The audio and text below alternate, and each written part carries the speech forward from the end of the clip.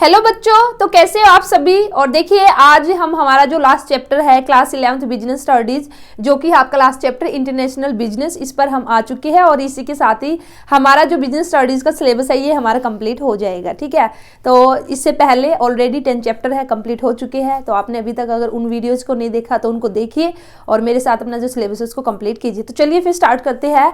आज का chapter last chapter है class 11th business studies international business से। तो बिजनेस की अगर बात करते हैं तो बिजनेस भी फर्स्ट चैप्टर में ही हमने किया था। तो बिजनेस का बेसिकली मीनिंग क्या है, चाहे हम ट्रेड करें या फिर हम मैन्युफैक्चरिंग करें, तो बिजनेस के अंदर दोनों ही आएंगे। मीन्स हम सामान बना के बेच रहे हैं या फिर हम बना बनाया सामान लेके और फिर उसको बेच रहे हैं, तो वो हमारे किसके अंदर आएगा, बिजनेस के अंदर। इंटरनेशनल की अगर मैं बात करती हूँ तो जब हम दूसरी कंट्री के साथ बिजनेस करते हैं, इट मीन्स जब हमें आउटसाइड द कंट्री, जब विद इन कंट्री अगर हम बिजनेस करेंगे तो वह इंटरनल ट्रेड कहलाएगा। इसी के साथ ही outside country, beyond the country अगर हम जाएंगे, beyond the boundaries of a country अगर हम जाएंगे, तो वो इंटरनेशनल बिजनेस कहलाएगा। तो international business refers to the buying and the selling of the goods और the services beyond the geographical limit of a country. एक कंट्री की जो जियोग्राफिकल लिमिट है, ठीक है, जब वह अपनी बाउंड्री है उसको क्रॉस कर देगी एक कंट्री, और उसको क्रॉस करके जब गुड्स या सर्विसेज है उसकी बाइंग और सेलिंग होगी, तो उसको हम बेसिकली क्या कहेंगे, इंटरनेशनल बिजनेस कहेंगे। और हम international business is also called as a trade between the two countries. जब हम दो कंट्री के बीच में लेन देन होगा, हमारा बाइंग एंड सेलिंग होगी गुड्स एंड सर्विसेज की, तो वो भी बेसिकली हमारा इंटरनेशनल बिजनेस हमारा कहलाएगा, इंटरनेशनल ट्रेड हमारा कहलाएगा। तो जो हम इंटरनेशनल ट्रेड करते हैं वो हम तीन तरह से कर सकते हैं, एक्सपोर्ट के थ्रू, इंपोर्ट के थ्रू या फिर इंटरपोर्ट के थ्रू। तो इसका मतलब क्या है, एक्सपोर्ट का मतलब क्या है कि भी जब हम, ठीक है, जब हम जैसे अपनी कंट्री की बात करते हुए इंडिया की, इंडिया जब सामान दूसरी कंट्री को सेल आउट करेगी तो उसको हम बेसिकली क्या कहेंगे, एक्सपोर्ट। वहीं पे इंपोर्ट का मतलब क्या है, जब इंडिया दूसरी कंट्री से सामान परचेज करेगी, खरीदेगी, तो उसको हम क्या कहेंगे, इंपोर्ट। और इंटरपोर्ट का मतलब क्या है, री एक्सपोर्ट करना। री एक्सपोर्ट का मतलब बेसिकली इसमें तीन कंट्री आपकी इन्वॉल्व होगी कि भी क्या करेगी, एक कंट्री है, ठीक है। अब यहाँ पे फॉर एग्जांपल मैं बात करती हूँ किसकी, इंडिया की, और यहाँ पे हम बात करते हैं यूएसए की, ठीक है, और चाइना की, तीन कंट्री है। तो यहाँ पे बेसिकली क्या हुआ, जो यूएसए है ना, यूएसए ने क्या किया, डायरेक्ट चाइना से सामान नहीं खरीदा। तो अब इंडिया ने क्या किया, इंडिया ने चाइना से सामान खरीद लिया, ठीक है, मीन्स चाइना से क्या किया, इंपोर्ट किया, और वही सामान फिर इंडिया ने उसका यूज नहीं किया, उसने जो यूएसए है यूएसए को भेज दिया। तो ये बेसिकली क्या कहलाएगा, इंटरपोर्ट, मीन्स री एक्सपोर्ट करना। पहले मैंने इंपोर्ट किया, पहले मैंने किसी दूसरे देश से सामान मंगाया, और फिर मैंने उसी सामान, पहले इंपोर्ट किया और फिर उस सामान को मैंने एक्सपोर्ट कर दिया, ठीक है।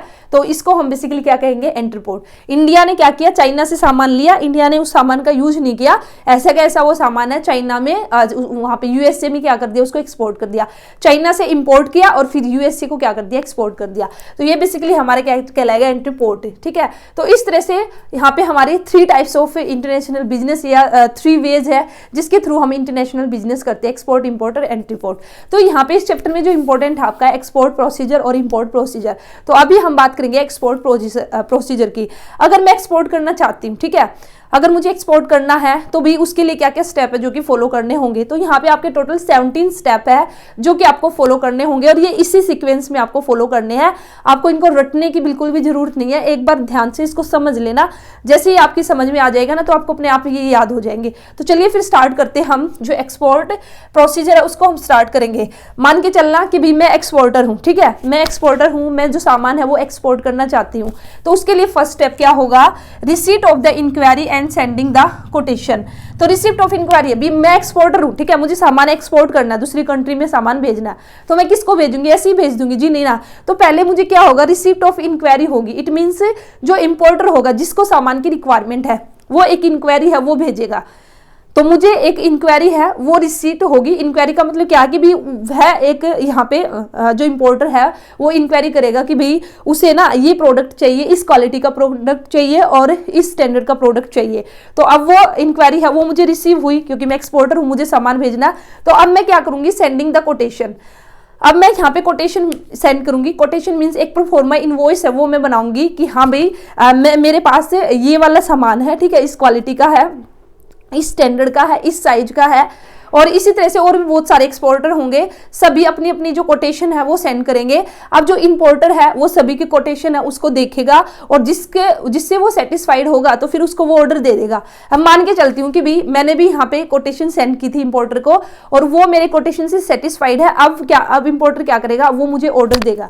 तो सेकंड स्टेप अब मेरा क्या होगा, रिसिप्ट ऑफ द ऑर्डर और इंडेंट। ठीक है, तो अब मुझे भी रिसिप्ट ऑफ ऑर्डर होगी या फिर इंडेंट का मतलब क्या है, बेसिकली जो इंपोर्टर है, अब इंपोर्टर उसको डिटेल में बताएगा कि भाई उसको ये वाला गुड्स चाहिए, इस क्वालिटी का चाहिए, इस स्टैंडर्ड का चाहिए, इस साइज का चाहिए, इस शेप का चाहिए, इतने दिन बाद चाहिए। तो वो सारे का सारा ऑर्डर है वो मुझे मिलेगा। ठीक है, अब मैं खुश हो जाऊंगी, हाँ भी चलो मुझे ऑर्डर आ चुका है, तो भाई अब मैं जो प्रोडक्शन है वो करूंगी और जो सामान है भेजूंगी। लेकिन इससे पहले, ठीक है, अभी मेरे पास ऑर्डर आया तो मैं अभी प्रोडक्शन स्टार्ट नहीं करूंगी। क्यों? क्योंकि भाई अब मैं ये देखना चाहूंगी भी जो इंपोर्टर है, ठीक है, उसने ऑर्डर तो दे दिया कि भाई ये सामान बना के भेज दे इस क्वालिटी का, और अब मैं उसको बना के भी भेज दूं, क्या पता फिर वो मुझे पेमेंट ना करे, तो तब मैं क्या करूंगी। तो इसलिए मैं प्रोडक्शन स्टार्ट करने से पहले मैं क्या करूंगी, assessing the importer credit worthiness and securing a guarantee of payment, कि भाई मैं असेस करूंगी कि जो इंपोर्टर है उसकी क्रेडिट वर्थिनेस क्या है, क्या मेरी जो पेमेंट है वो सिक्योर है या नहीं है, मुझे पेमेंट की गारंटी मिलनी चाहिए। ठीक है, उसके बाद ही फिर मैं आगे सोचूंगी। तो अब इसके लिए यहाँ पे बेसिकली क्या होगा, जो इंपोर्टर होगा वो उसका जो बैंक होगा उसके पास जाएगा और उसको कहेगा कि भाई एक लेटर ऑफ क्रेडिट है वो बना दे। लेटर ऑफ क्रेडिट का मतलब क्या है कि भाई जिससे मेरी क्रेडिट वर्थिनेस है इंपोर्टर की वो पता चले। लेटर ऑफ क्रेडिट बेसिकली इसमें क्या होगा, जो इंपोर्टर का जो बैंक होगा ना वो एक लेटर ऑफ क्रेडिट बनाएगा जिसमें वो कहेगा कि हाँ भाई ये जो इंपोर्टर है ना इसका बैंक अकाउंट है ना मेरे बैंक में ही है, ठीक है, और ये बंदा है ना ये पेमेंट कर देगा। तो इसलिए बिना किसी टेंशन के इसने जो ऑर्डर दिया है ना उसका ऑर्डर बना के भेज दे और ये तुझे पेमेंट कर देगा, या फिर मैं जो बैंक हूं मैं इसके बिहाफ पे क्या करूंगा, पेमेंट करूंगा। तो इस तरह से फिर मैं क्या हो जाऊंगी, जो लेटर ऑफ क्रेडिट जो एक कागज है जो लेटर ऑफ क्रेडिट है बैंक भेज देगा, उससे जो इंपोर्टर की क्रेडिट वर्थिनेस है वो मुझे पता चलेगी और जो गारंटी ऑफ पेमेंट है वो मेरी सिक्योर हो जाएगी। हाँ भाई अब मैं जो सामान है उसको बना के और उसको भेज सकती हूँ कि भी गारंटी मिल चुकी है कि भी मुझे मेरी पेमेंट मिल जाएगी। तो थर्ड स्टेप के बाद अब देखिए मुझे एक्सपोर्ट करना है, ऐसे थोड़ी ना कि भी ऐसे ही मैं एक्सपोर्ट कर दूंगी, उसके लिए रिक्वायरमेंट है कि भी मुझे एक्सपोर्ट लाइसेंस चाहिए। ठीक है, तो अब मैं क्या करूंगी, जो एक्सपोर्ट लाइसेंस है वो मैं लूंगी। अब एक्सपोर्ट लाइसेंस है वो भी आपको ऐसे ही थोड़ी ना मिलेगा, उसके लिए भी कुछ प्रोसेस होगी वो आपको फॉलो करनी पड़ेगी, कुछ लीगल फॉर्मेलिटीज है वो आपको करनी पड़ेगी। तो एक्सपोर्ट लाइसेंस लेने से पहले कुछ प्री रिक्विजिट्स है वो आपकी नेसेसरी है। वो क्या है, आपको क्या करना होगा, सबसे पहले obtaining IEC number means import export code. ठीक है, एक्सपोर्ट लाइसेंस मिलने से पहले आपके लिए रिक्वायरमेंट है कि भी आपको एक IEC import export code number है वो आपको ऑब्टेन करना होगा। ये जो IEC जो आपका नंबर है, ठीक है, ये आपको कहां से लेना होगा, regional import export licence authority.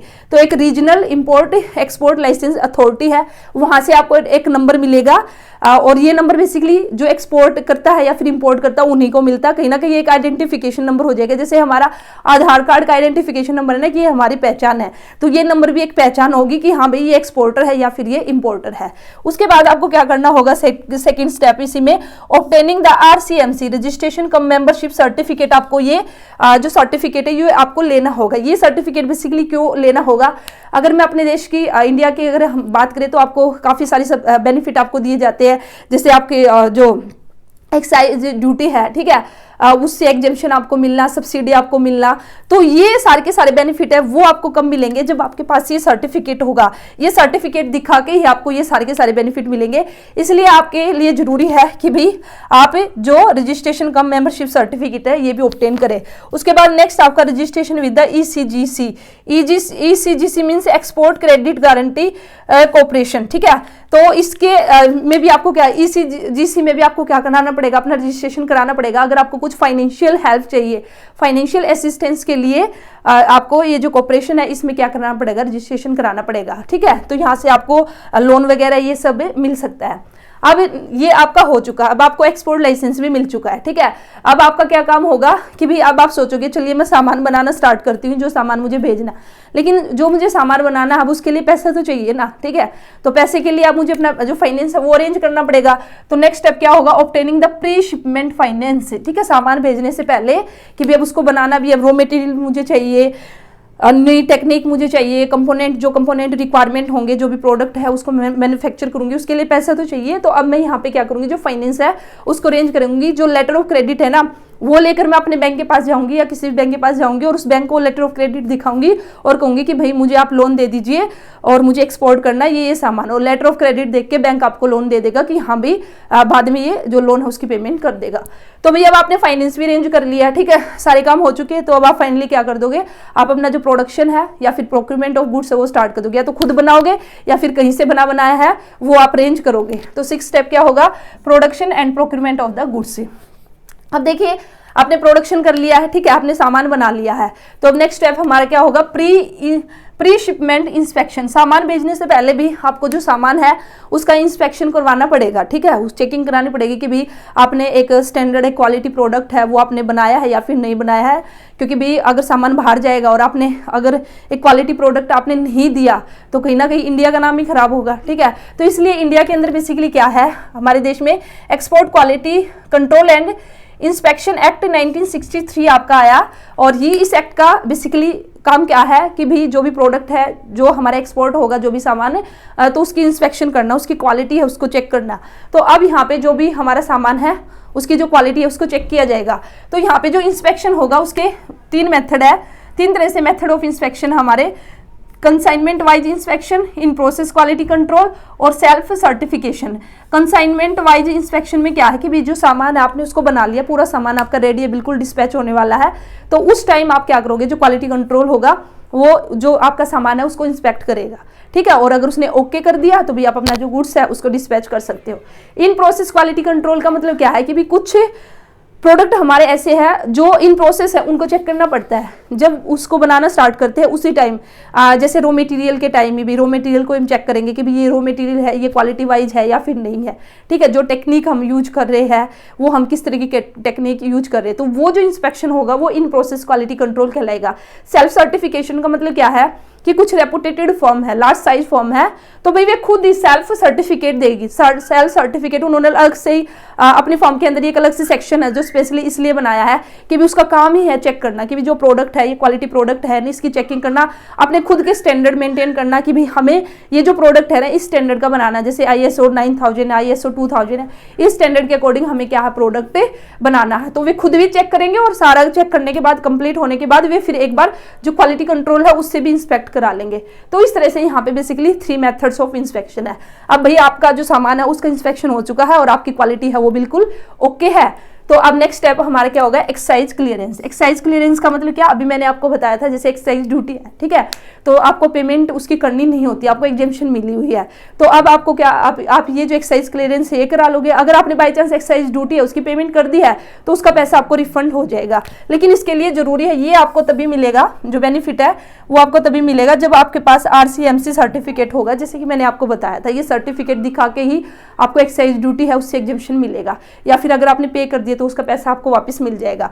अब ये काम भी कर लिया। नेक्स्ट स्टेप आपका obtaining the certificate of the origin. अब आपको सर्टिफिकेट ऑफ ओरिजिन है, ठीक है, ये आपको ऑब्टेन करना है। इट मीन्स कि भी ये जो प्रोडक्ट है ये किस देश में बना है। अब मैं एक्सपोर्टर हूँ, एक्सपोर्ट करने जा रही हूँ, तो मैं सर्टिफिकेट ऑफ ओरिजिन मैं यहाँ पे लूंगी, ठीक है, कि भी ये सामान है इंडिया के अंदर बना है। इसके काफ़ी सारे बेनिफिट है। एक तो भी एक ट्रेडमार्क का काम करेगा कि भी हाँ इंडिया में ये सामान बना। सेकंड, कई बार एक पर्टिकुलर कंट्री है वो एक पर्टिकुलर कंट्री को ही बेनिफिट देगी, ठीक है। तो वो कुछ कंट्री है, जैसे किसी कंट्री में हमने एक्सपोर्ट किया है तो भाई उनकी पॉलिसी क्या है कि भी सबको वो बेनिफिट नहीं देगी, लेकिन जैसे इंडिया है इंडिया को बेनिफिट दे देगी।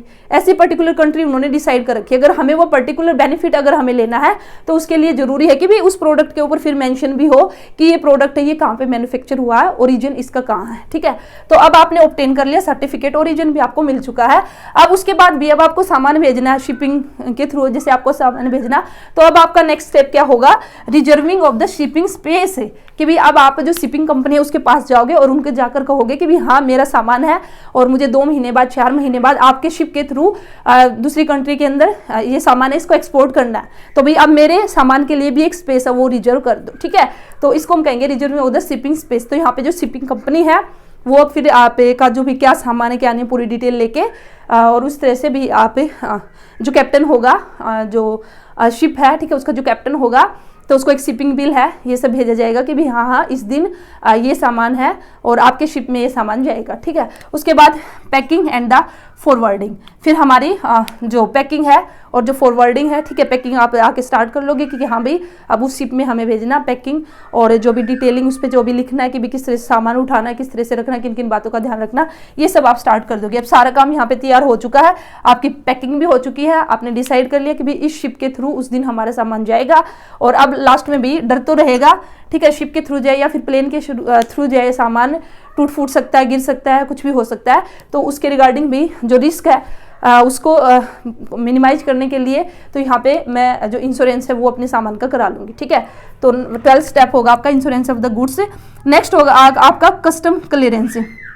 कस्टम क्लियरेंस का मतलब क्या है कि भी जो आपका सामान है, ठीक है, जो आप सामान भेज रहे हो तो भी पोर्ट तक जाने, जो पोर्ट तक आपका सामान जाएगा उससे पहले जो एक्सपोर्टर होगा उसको एक जो शिपिंग बिल है, ठीक है, वो जो जनरेट करना पड़ेगा। शिपिंग बिल में मेनली आपका यही कि भी क्या सामान है, डेस्टिनेशन, जो हमारा डेस्टिनेशन कहाँ है, फाइनली कहाँ पर डिस्चार्ज होगा, जो एक्सपोर्टर है उसका क्या एड्रेस है, क्या नाम है। तो एक शिपिंग बिल होगा जिसमें पूरी डिटेल होगी सामान की। और फिर आप जो शिपिंग कंपनी है, ठीक है, तो उसमें आप ये लेके जाओगे जो आप अपना सामान जहाँ पे भेजना चाहते हो। तो यहाँ पे जो कस्टम अप्रेजर होगा उसको आपको शिपिंग बिल प्लस कुछ डॉक्यूमेंट है वो आपको सबमिट कराने होंगे। तो ये सब कराने के बाद फिर फाइनली आपको एक कार्टिंग ऑर्डर मिलेगा। कार्टिंग ऑर्डर का मतलब क्या है कि भी जो आपका सामान है ना, तो जब वहाँ पोर्ट के अंदर आपका सामान जाएगा तो वहाँ पे स्टाफ खड़ा होगा, तो कार्टिंग ऑर्डर जो है उसको देखकर भी आपका सामान है ना वो अंदर जाने दिया जाएगा, शिप के अंदर लोड किया जाएगा, ठीक है।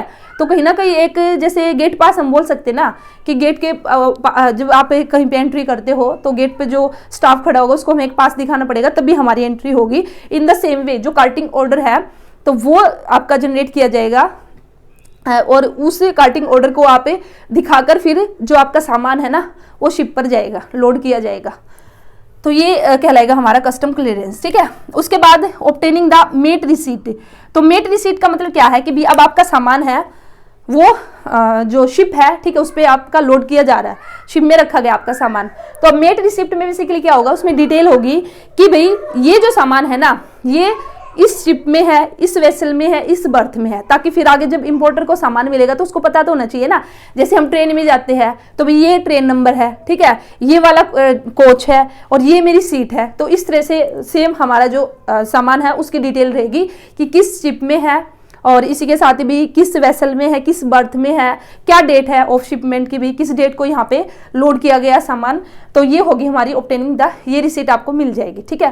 उसके बाद फिर payment of the freight and the insurance bill of lending.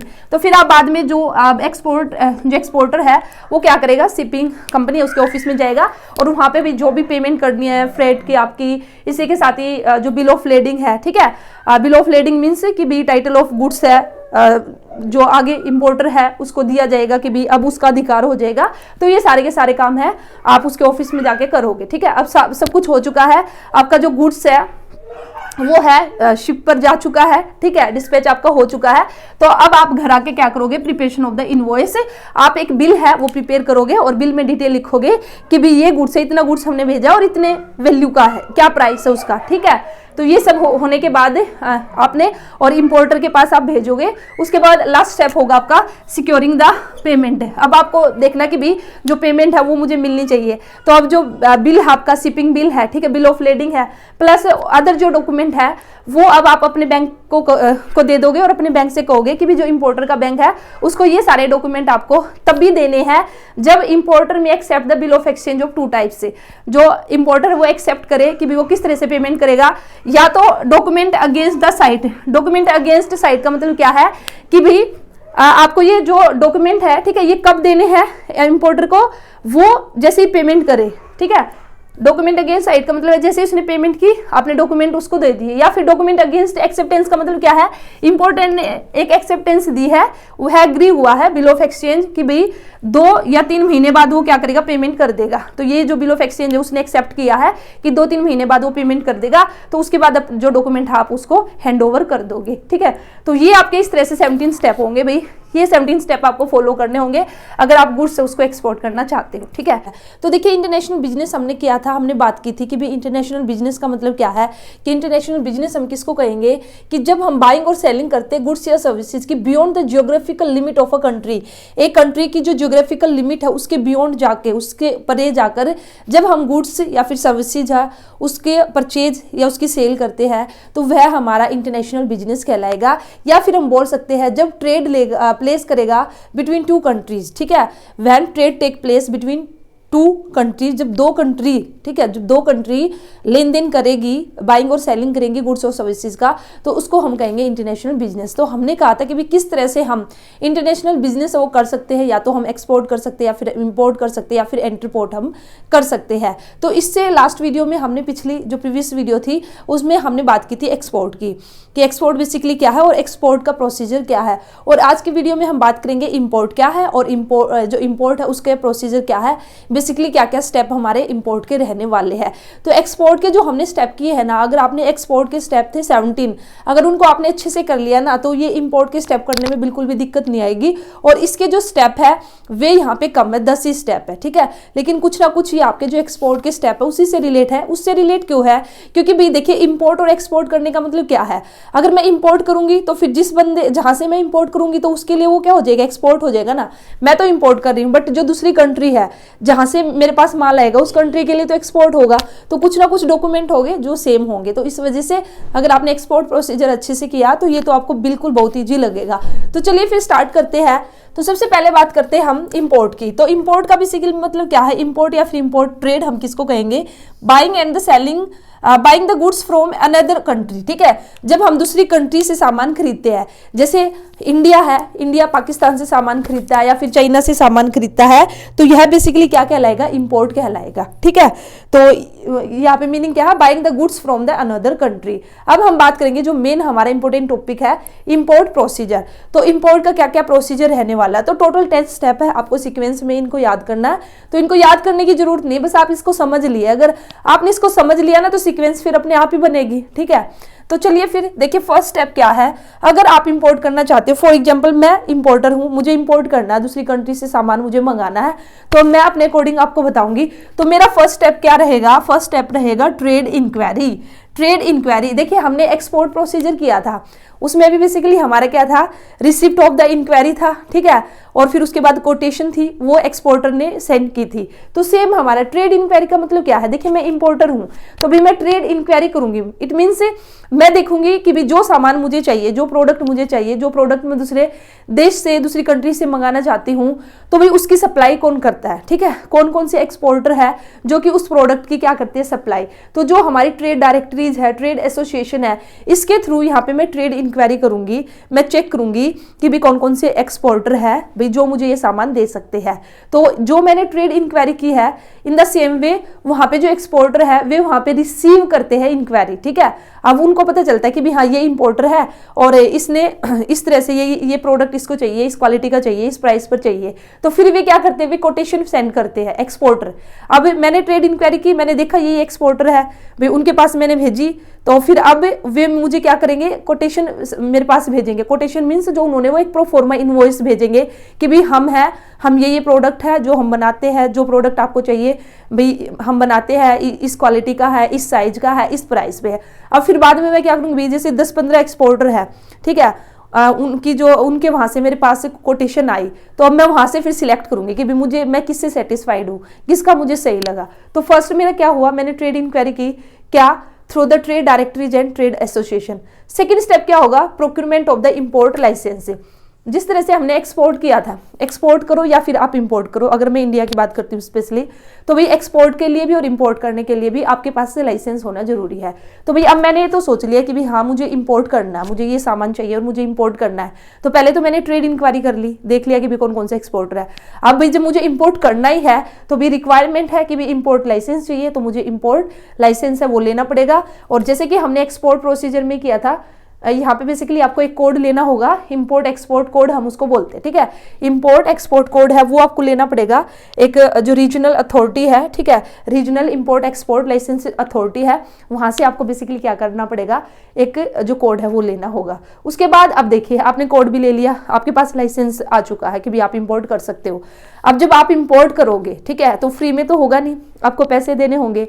अच्छा, अब मैं इंडिया से हूँ, ठीक है, तो अब अगर मैं दूसरे देश से मंगाऊंगी सामान तो भाई वहाँ तो सेम करेंसी नहीं फॉलो होगी ना, रुपीज़ में तो मैं पेमेंट नहीं कर सकती ना, या तो भाई उस कंट्री के वहाँ पे जो करेंसी है उसी में मुझे फॉलो वही मुझे देनी पड़ेगी, ठीक है। अदरवाइज जो भी आपकी इंटरनेशनल है, जैसे डॉलर में मैं पेमेंट करूंगी, वो डिपेंड करेगा कंट्री टू कंट्री भी उसको कैसे किस करेंसी में यहाँ पे पेमेंट चाहिए। तो इसके लिए मुझे क्या करना होगा, थर्ड स्टेप मेरा क्या होगा, ऑब्टेनिंग द फॉरेन एक्सचेंज। भी जो फॉरेन एक्सचेंज है उसकी मैं अरेंजमेंट करूंगी RBI के पास जाके, और वहाँ पे कि भी मुझे इंपोर्ट करना है और जिस भी कंट्री से मुझे इंपोर्ट करना है तो उसका जो भी फॉरेन एक्सचेंज है उसको मैं क्या करूँगी, ऑब्टेन करूँगी। तो फर्स्ट स्टेप क्या था, पहले मैंने ट्रेड इंक्वायरी भेज दी, ठीक है, चेक किया मैंने किस किस के पास मेरा सामान मिलेगा।